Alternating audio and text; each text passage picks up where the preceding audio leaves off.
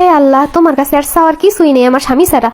কি কপাল লইয়া আইছি দুনিয়ায়, এমন এখন বউ পাইছি। হে আল্লাহ, হে খোদা, আমার স্বামী যদি আমার মনের কথা না বোঝে, এর মনটা ব্লক করে দাও। ওমা, এটা কোন ধরনের কথা? হে আল্লাহ, মানুষের হাজবেন্ড কত সুন্দর সুন্দর সারপ্রাইজ দেয়, কত সুন্দর সুন্দর গিফট দেয়, এগুলো যদি আমার স্বামী সহি না দেয়, এর চোখটা একদম দরকারি নেই, তুমি সেই ব্যবস্থা করে দাও আল্লাহ। নাউজুবিল্লাহ।